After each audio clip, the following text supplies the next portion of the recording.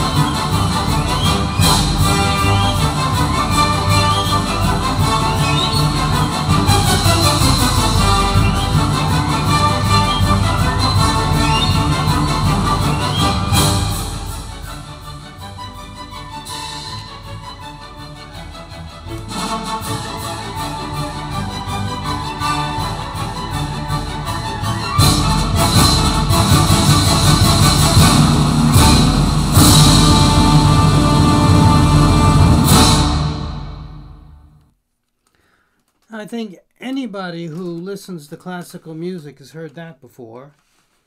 You should know that it's by Offenbach. I've seen in the past people don't always know from what work it comes. And in this case, it is an opera. Occurs, I believe, at the end of Act 4 of Orphée aux Enfers. And of course, it's the celebrated Cancan, or as everybody would say, or Ken Jennings would pronounce it, Can-Can. And the Can-Can was a dance that it seems it originated from Algeria, came to Paris in the 1830s, and then was a very popular dance during the 19th century. You could call it 19th century Rockettes. Women would wear very loose dresses, had high leg kicks, and they would form kind of a chorus line. A lot of screeching, too. Now, that's the side of Offenbach that we know so well. But here's another side to him, which we don't know so well. This is also by Offenbach.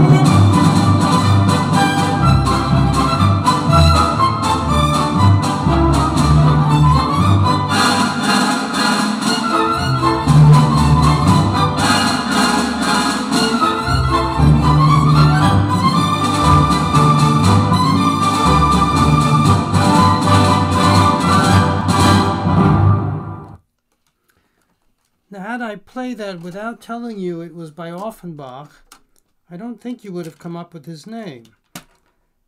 But what most people are unaware of is that Offenbach, for the first half of his career, wrote music for cello. This is called the Concerto Rondo, dates from about 1851, and at the time he's 32, and this is the focus of his career, writing music for cello and also being a virtuoso cellist.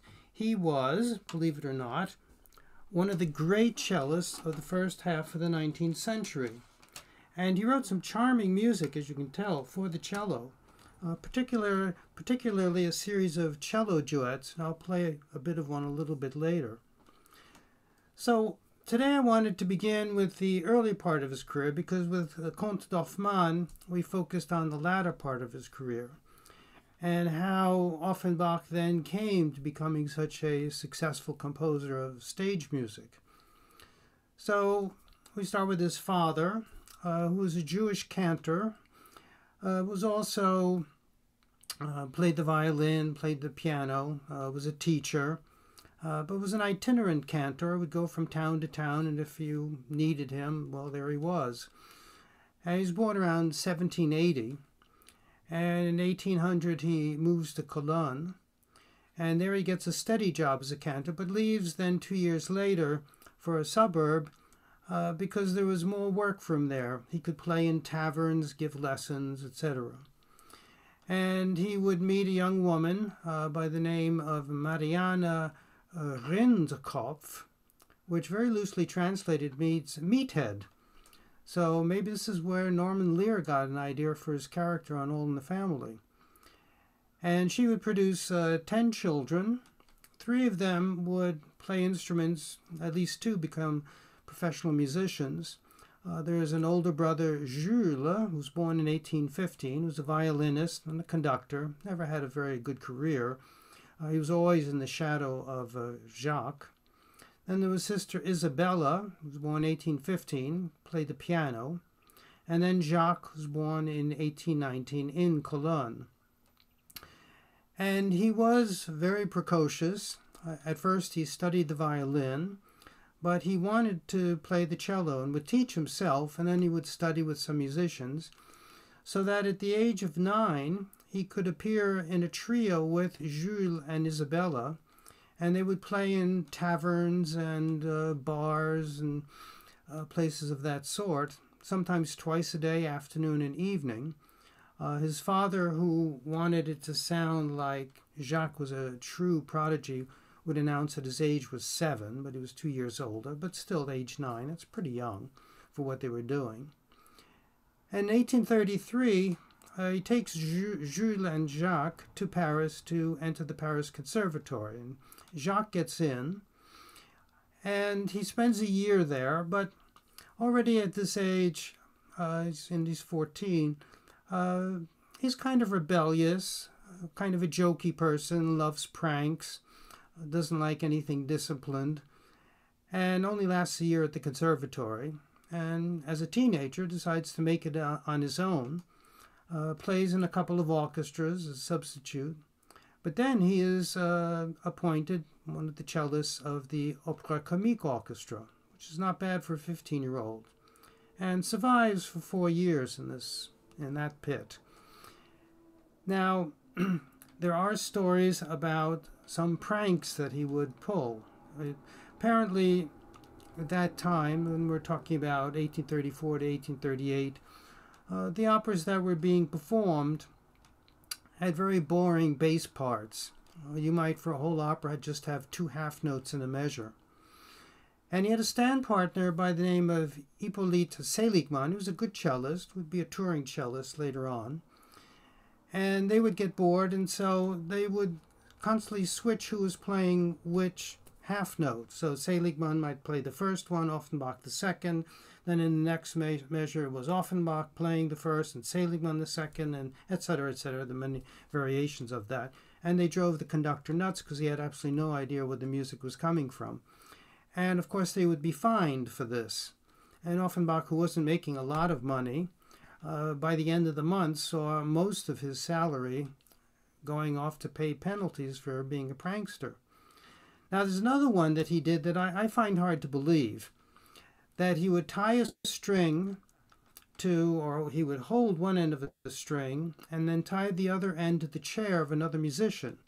And during the concert would jangle the string and startle the musician, or maybe the musician would fall out of the seat, which I would find hard to believe because as an adult, Offenbach weighed 93 pounds and was about 5 feet tall. And I can't imagine that with a very strong string or a rope, he was actually able to dislodge a musician. But I have seen a variation of this take place. This was in an orchestra pit when I was playing in Paris. And somebody had tied a string to a music stand. And during the performance, pulled the string, and of course the music stand collapsed and the music went flying. So maybe that's what he did. There is a legend that says, and this is unconfirmed, that Offenbach was the first to use his cello and bow as a bow and arrow, and he would shoot his bow from his strings into the audience. But again, don't quote me on that one. So he survives 4 years, but his desire is to be a virtuoso cellist. And fortunately for him, he meets a young composer by the name of Friedrich von Flotow. I think a name quite forgotten today, except he did write at least one opera that you hear on occasion at the Met, every like 40 years, Martha. And at this point, he was a young composer, pianist. He was German-born, but he studied at the Conservatoire for 2 years in Paris. And he came from an aristocratic family, so he had some very high connections in Paris. And he meets Offenbach and sort of takes him under his wings like an older brother and explains to him that if he wants to become a virtuoso, the best way of doing it would be to go and play in the salons of Paris. The salons, which I've talked about, I think, many times in the past, was kind of an institution that had existed since the first half of the 17th century.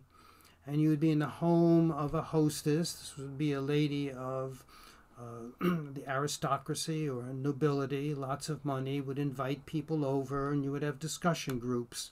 You'd discuss anything, from current events to scandal, gossip, you name it. And they would die down towards the end of the 18th century, but then be renewed the early 19th century. And now they entailed music, and always having some kind of music going on, or a concert. Now the best salons, the highest salons that would attract the most prestigious individuals in terms of writers, composers, artists, you would have the best quality music. In those salons, Chopin would perform, or Liszt would perform. In the sort of lower class salons, well, they would just have any type of music, and they didn't really care about the quality. But in the case of Flotow, he had entries to the better salons. And he suggested to Offenbach that they compose some music together. He'd write the piano part, Offenbach the cello part, and they would perform in these salons. And they would do so. And Offenbach would have a tremendous success. Now, in part because he was not just a very fine cellist, but he would do a comedy routine. And he looked rather comical. This is a description of him later in life. I may have read this last week, but it bears repeating. He was nearsighted, blind without his glasses, skinny, with an enormous nose, long wavy hair. He looked like an intelligent scarecrow with the head of a parrot. That's a quote from Harold C. Schoenberg, the music critic. So he would begin his presentation by doing a Johnny Carson monologue. He spoke French, but with a very thick German accent. On the contrary, when he wrote French, apparently it was impeccable, but he did have that accent, which was found to be amusing. And after that, he would do some imitations of barnyard animals on the cello, crowing of crows or the neighing of goats, mooing of cows. And then he would do imitations of other instruments on the cello. Apparently, he did an amazing bagpipes. And all this was as a warm up, like you would have with the Johnny Carson show. Before we would see Johnny Carson, you had Ed McMahon, who was warming up the audience with jokes and clowning around, whatever, so that when Johnny came out, the audience was all ready and hyped. And it was very similar with Offenbach. And then he would play the music that he and Floto had composed together. And their fame started to spread, and they would perform in all the major salons. But the goal was that once you did play in so many salons, you would try to give a recital. You would set a date, you would print tickets, and you would give the tickets to your main hostess, who would then distribute them to all the other hostesses, and they would be sold for very high prices, so that when you gave your recital, the hall was sold out. You didn't have to worry about publicity. You didn't have to spend money on it. You might have to pay for the rent, a small rental fee, but that was it. And this would be the case with Offenbach. He chose a small hall that was connected to a music store, Pabst music store. And in early 1839, gives a recital. Of course, this wasn't the year of the solo recital. His brother Jules would perform. There'd be other musicians. But he would get a write-up, or several write-ups, very good reviews, and so he's launched. He's composing very little at this point. He's only 21 or so.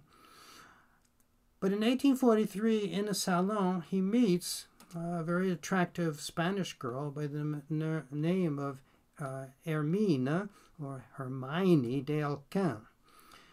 And her mother, who was into her second marriage, her first marriage was to a Spanish officer who had been killed. She married an Englishman who was an impresario.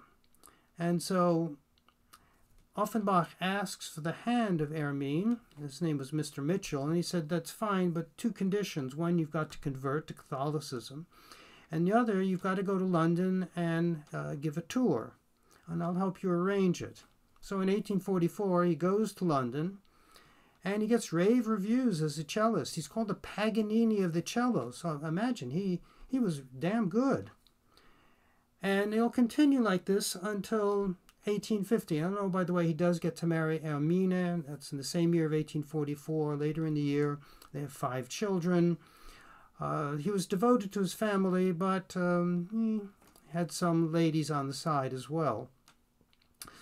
So we come to 1850, and he gets a position. He's appointed the music director of the Comédie Française. Now, this was at a time when the Comédie Française, which was the #1 theater in France, was founded way back in 1680 under the reign of Louis XIV. And it was a sort of a fusion of other theatrical groups, and also the remnants of Molière's players. He passed away in 1873, and would become really one of the great theater companies of Europe.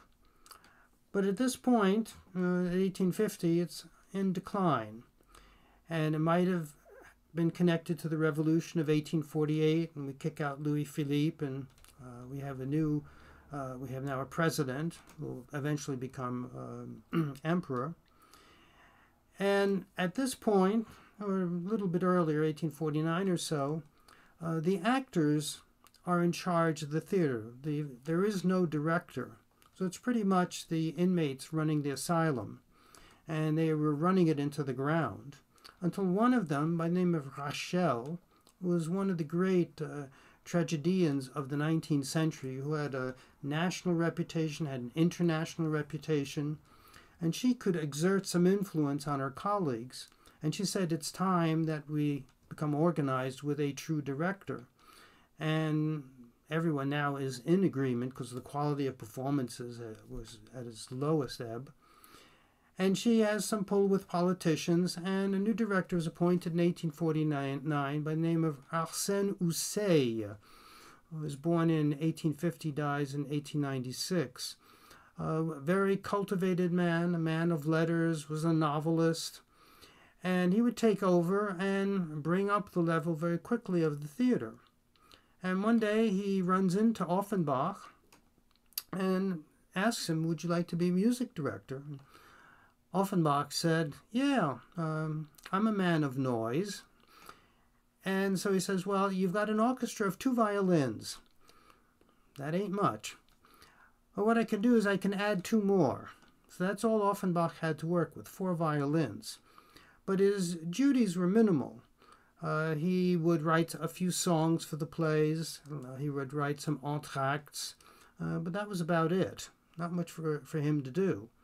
And his great desire was to have a success in the theatrical world. He would produce 3 stage works during his term there, which was till the end of 1855, but he couldn't get them performed at the theater. They were musical works, and this was, of course, a drama house. And it's going to be in 1855, when he leaves, that he gets his big break. And rather than tell you about the break, I'm going to play a piece of music. Oops, I didn't take this out. That will introduce the big break. Had to do with a monumental event occurring in Paris, and Offenbach is going to take advantage of it and become the great Offenbach for the next 15 years or so. So here's this work.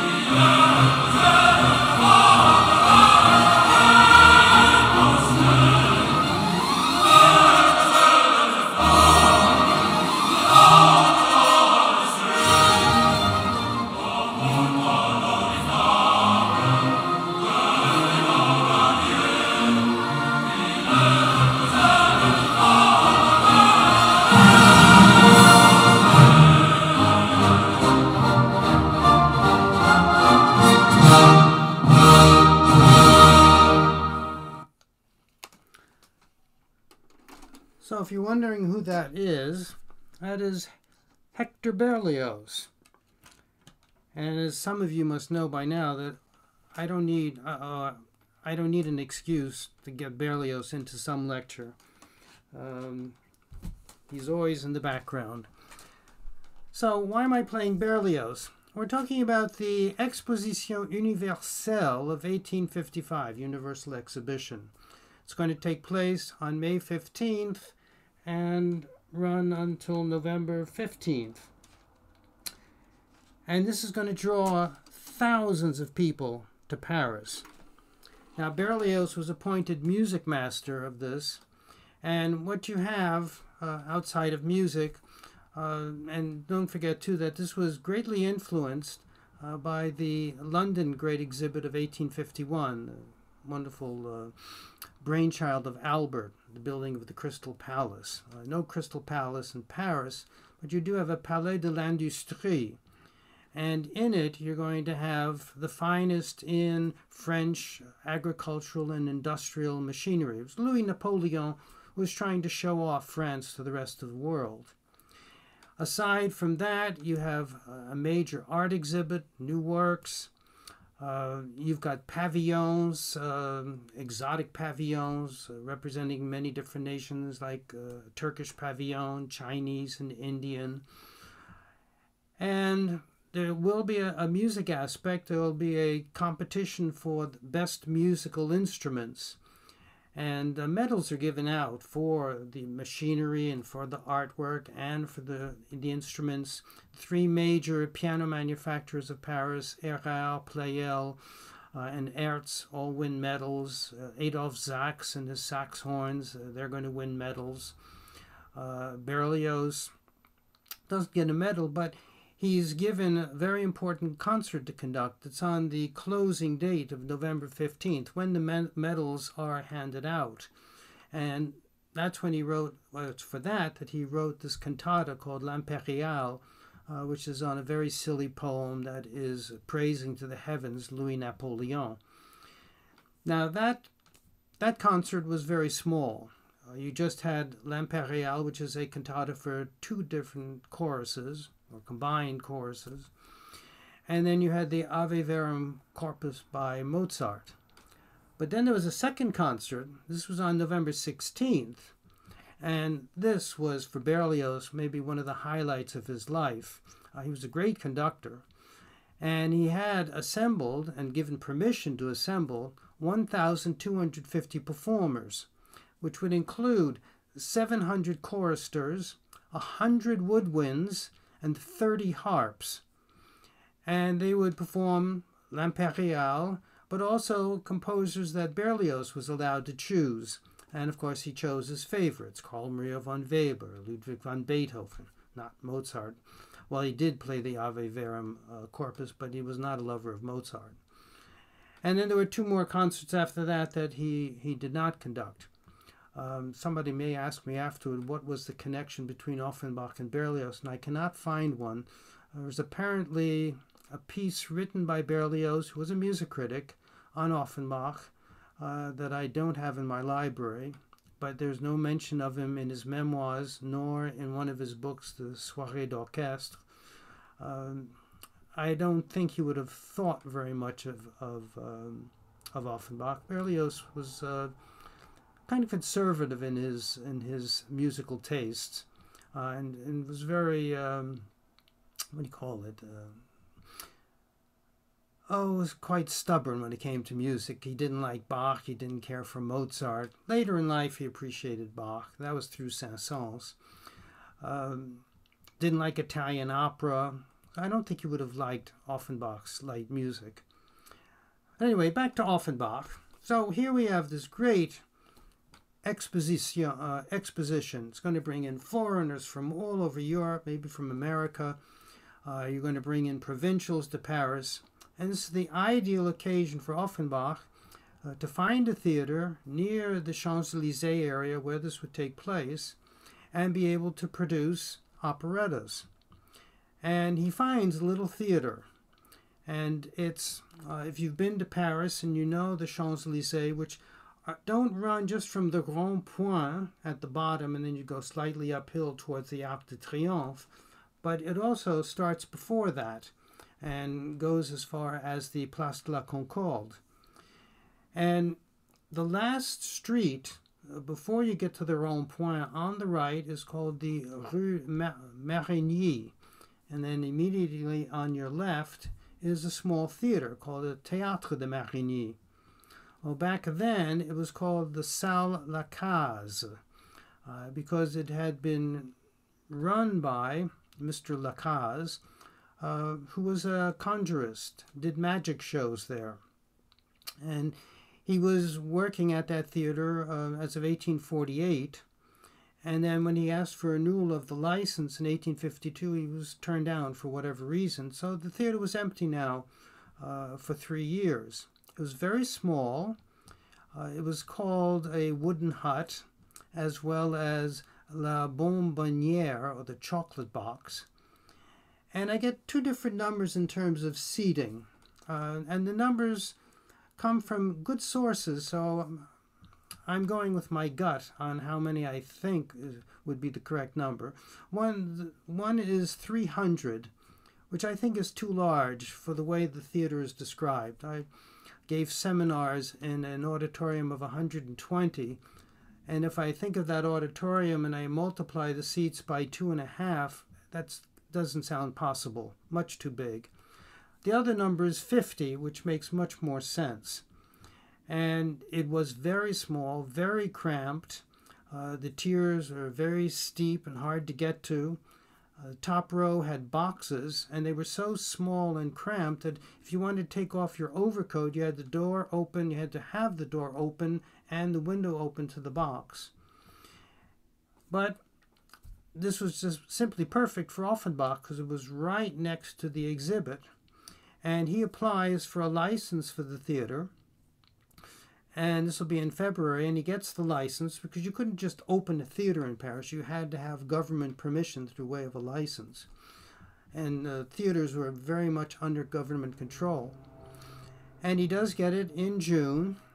Now we're almost halfway through, or we're getting towards the halfway point of the Exposition, so he had to hurry up and open so he could take advantage of it. So he opens on July 5th, somehow manages to renovate the theater, and comes out with an operetta called Les Deux Aveugles, the Two Blind Men.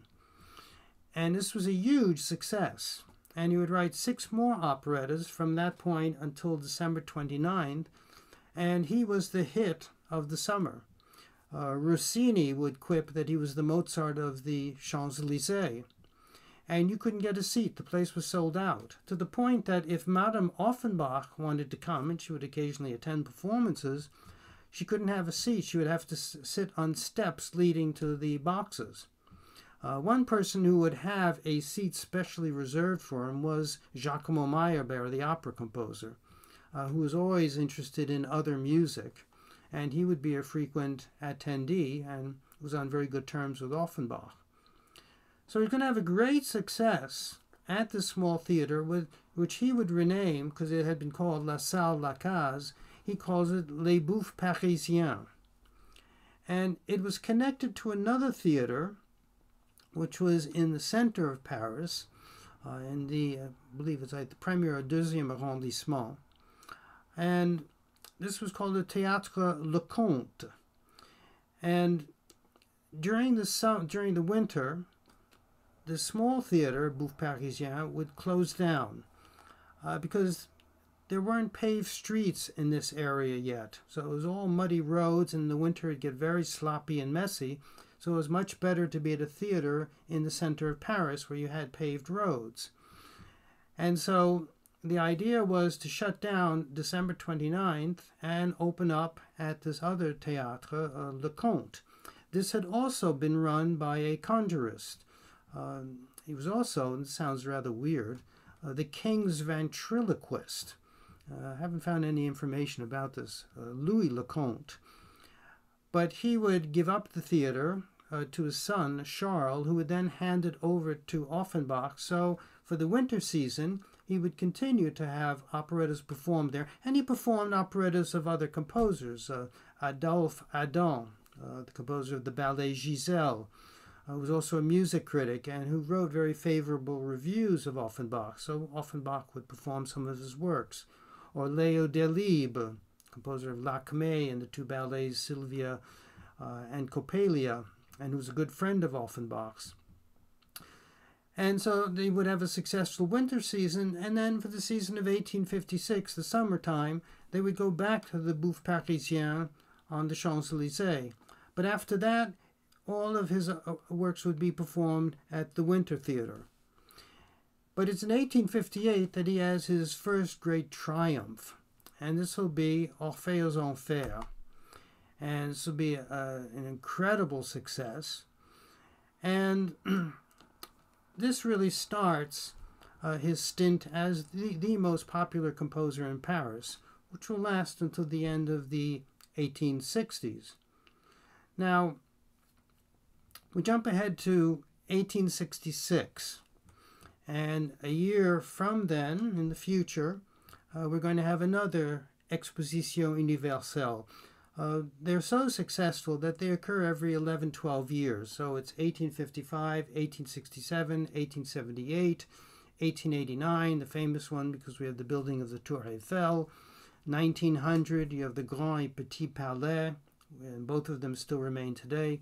And one much later on, 1937. But the most important ones were the ones up till 1900. And Offenbach gets the idea of presenting an operetta a little bit before the Exposition that would then run through the Exposition and would have even a greater success with all the foreigners coming in. Now, this wasn't exactly his idea. There was the director of the Théâtre du Palais Royal. It was a theater that opened in 1831 and was basically a theater for comedies or comedies that might have a few ariettes or little arias, vaudeville, which would be a combination of song and a lot of speaking. But in 1858, they're going to allow into the repertory operetta. And the director of the theater, Mr. Plunkett, which doesn't sound very French, it might be Plunquet or Plunquet.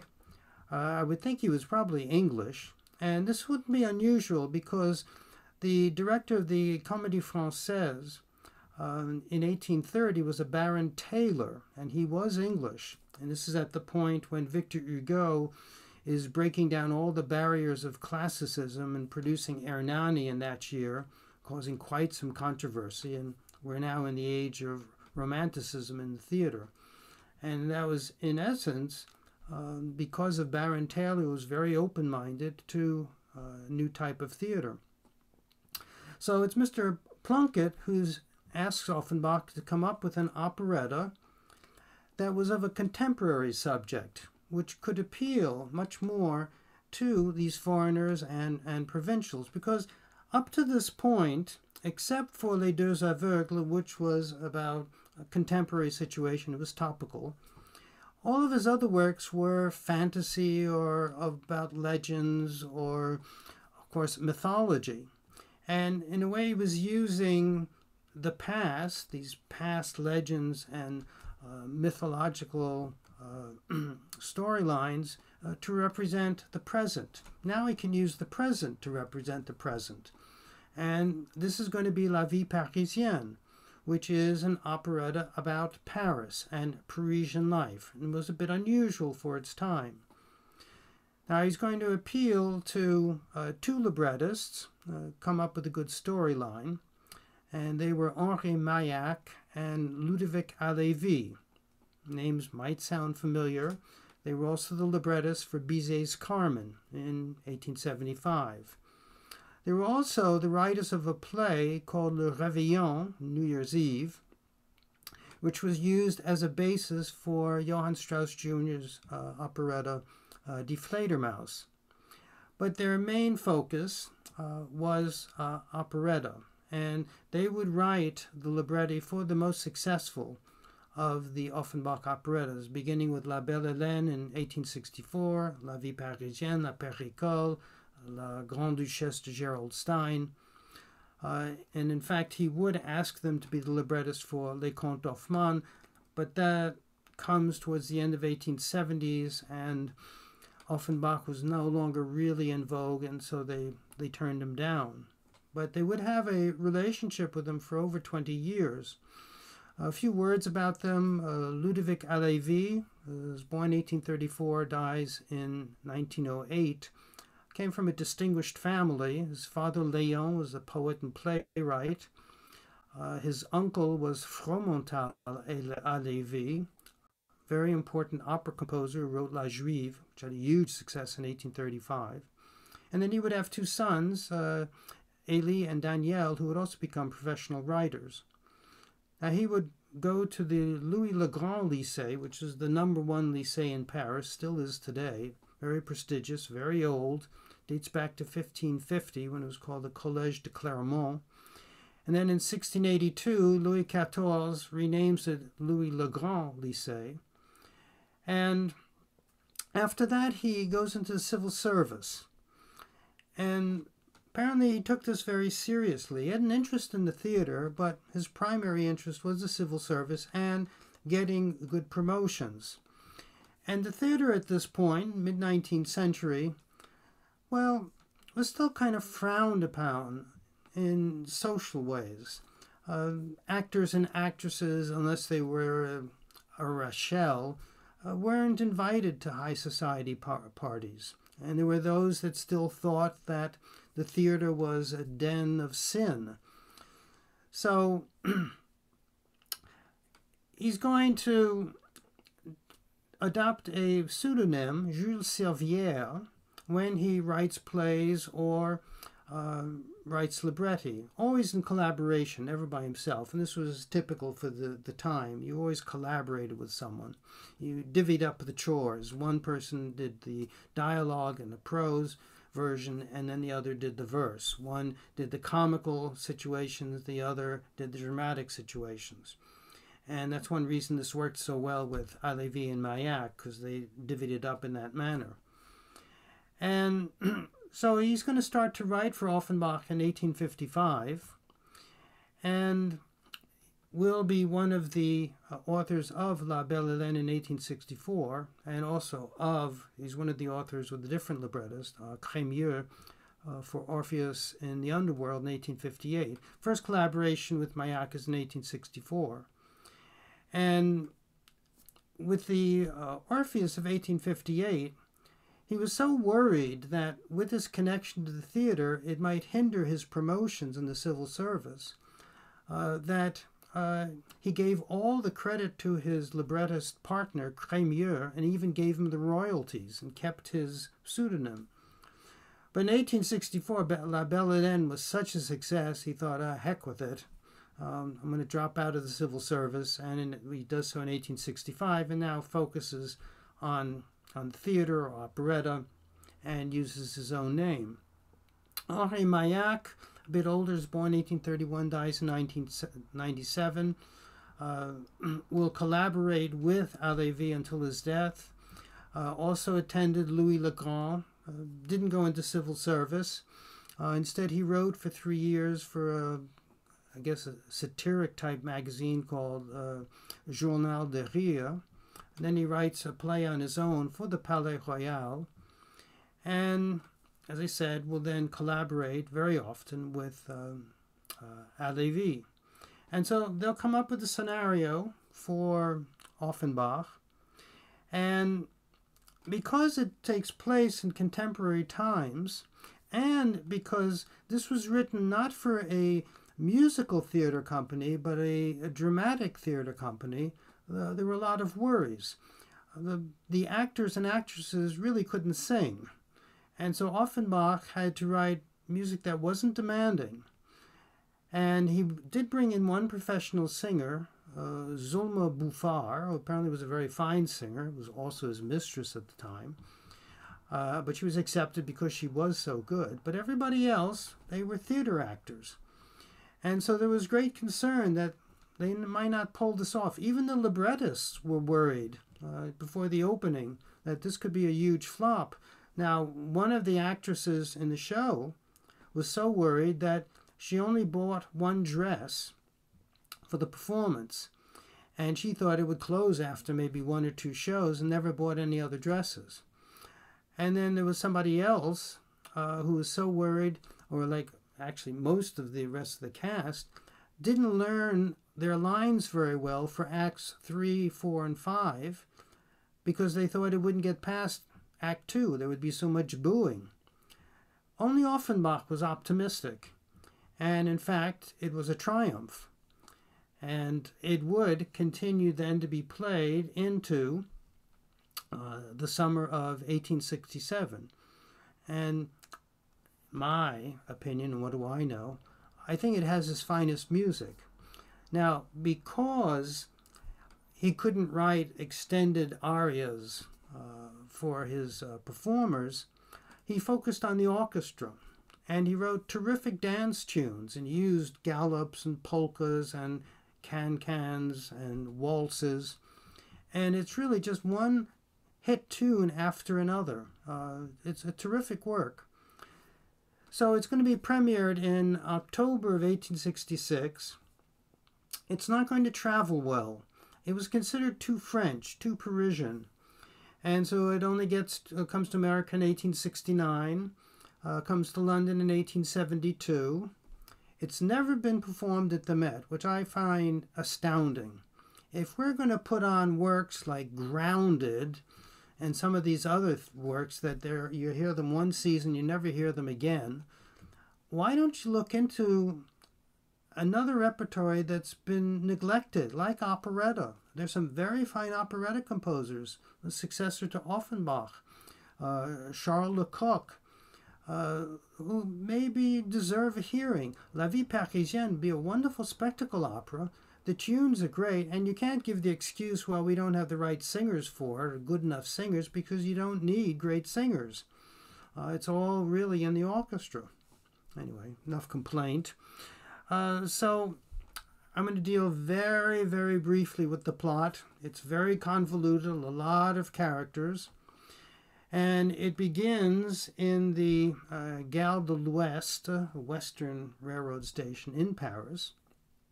And we have arriving there a gentleman by the name of Raoul de Gardefeu. And he's watching people get off the train. And there's a couple, a baron and a baroness from Sweden. And he very quickly becomes, I guess, falls in love with the baroness and thinks of a way that he can get to her. So he presents himself as a tour guide, and he takes the Swedish couple to his home and says that in fact it's not his home, but it's an annex of the Grand Hotel. Sometimes it's called the Hotel Anglais. And then things get a bit complicated. He has had a mistress who's a courtesan by the name of Metella, and the baron meets her and wants to have a tryst with her. She's apparently still in love with Gardefeu, and maybe so is Gardefeu with her. And at the end of the operetta, there's a near duel between the baron and Gardefeu, and it's broken up just in time. And then you have this glorious finale. Everybody is happy and all is swimmingly well. One thing I forgot to mention is one reason that Plunkett had asked for this type of operetta, he wanted a subject that his audience could relate to. I mean, it's kind of difficult to relate to gods and goddesses of Greek mythology, but you can relate to foreigners coming to Paris or just people living on the boulevards, the boulevardiers as they're called. So we have time to hear a couple of excerpts.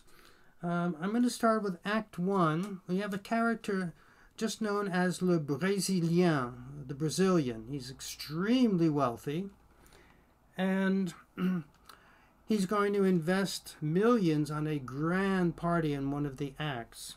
And he sings a patter aria, this rapid motion singing, very good for a theater performer. This is way before Gilbert and Sullivan. And who knows, maybe they got the idea from Offenbach.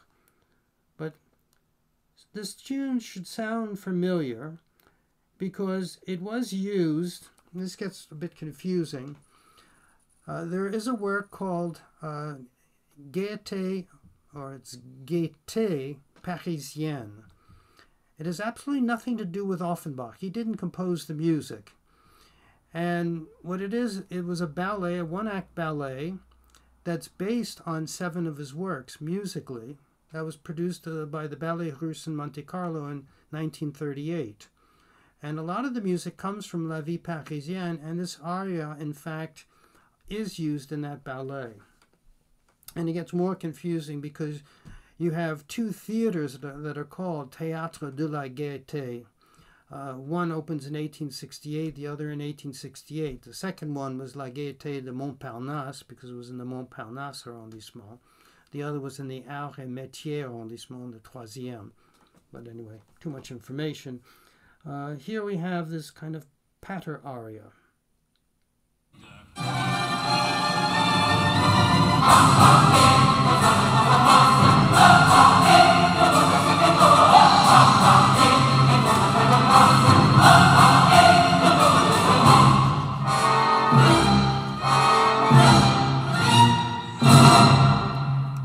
Je suis brésilien, c'est de l'or, les arrives d'Oriosaner, plus riche aujourd'hui comme la guerre Paris, et te reviens encore 2 fois, je suis venu déjà, j'avais de l'or dans ma valise, des diamants à ma chemise, combien a duré tout cela, m'étonne d'avoir 200 amis, et d'aimer 4 ou 5 maîtres, 6 mois de galantes ivrées, c'est plus rien au Paris, en 6 mois tout m'a tout raflé, et puis vers ma jeune Amérique, tu ma pauvre mélancolique délicate m'a remballé, mais j'ai brûlé de revenir, et là-bas sous mon ciel sauvage, me répéter avec rage notre fortune mourir. Je ne suis pas mort, j'ai gagné tant bien que mal des sommes folles. Je viens pour que tout me vole, tout ce que là-bas j'ai volé.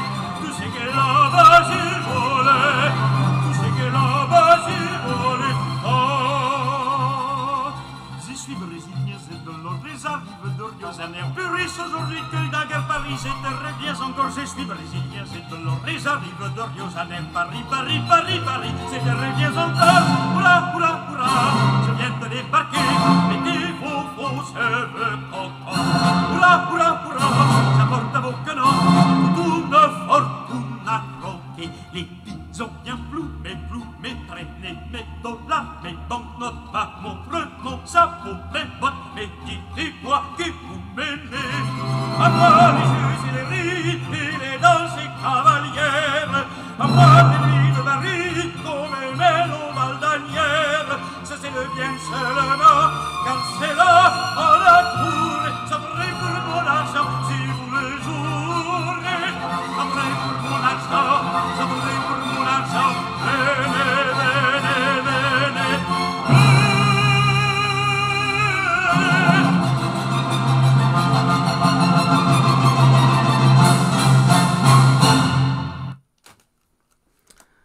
Now, the operetta has 5 acts. One act is usually skipped, so Act 4 should be Act 5. And just before the finale, there's a wonderful waltz, in this case sung by the only voice of distinction on this recording, Régine Crespin, who was a wonderful French soprano. I don't think she was given enough credit for her talents. Wonderful voice. And she sings this delicious waltz that sounds very similar to the waltz in La Belle Hélène, but it's not the same. And we'll listen to the waltz and then we'll play the finale, which is, my wife listened to it this morning, said, quite lively.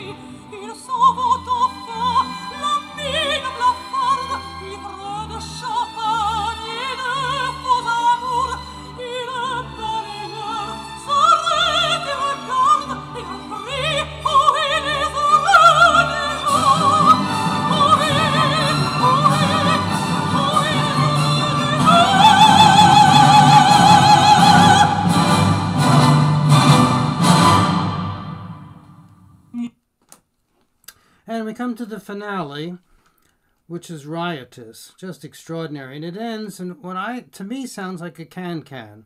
That's not how it's described, but the last half minute is extraordinary.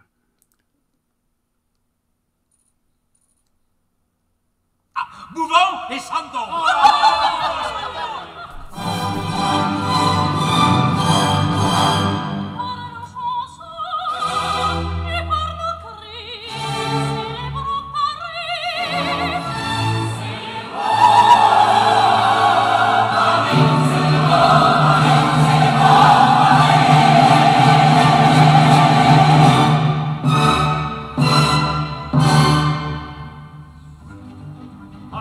Dans la ville, on trouverait, je crois, quelques maisons tranquilles, pleines des bons bourgeois. Ces vieux personnages ne font pas comme nous. Ils disent qu'ils sont sages, nous disons qu'ils sont fous.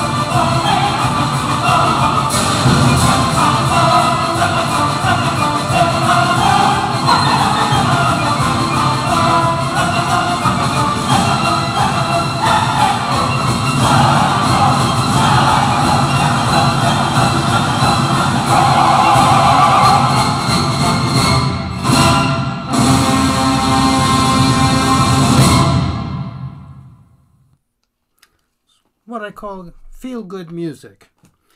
One little point. The 1889 first edition of the Groves, great dictionary of music, wrote the following: "It is melancholy to predict that of all these musical buffooneries, little or nothing will remain." This was a reference to Offenbach's music. And they say the same thing in the 1908 edition. They did the same thing with Rachmaninoff in 1954, stating that his music will never survive. And yet, Offenbach does very well today. We all know who he is, and he's written some of the greatest tunes ever. The Barcarolle, that first Can-Can, and this operetta, which really, from beginning to end, it's just one good tune after another. It's quite wonderful. Anyway, that's it for today. I think our next opera is Tosca, and that'll be in November. So I guess we're open for questions. I can't see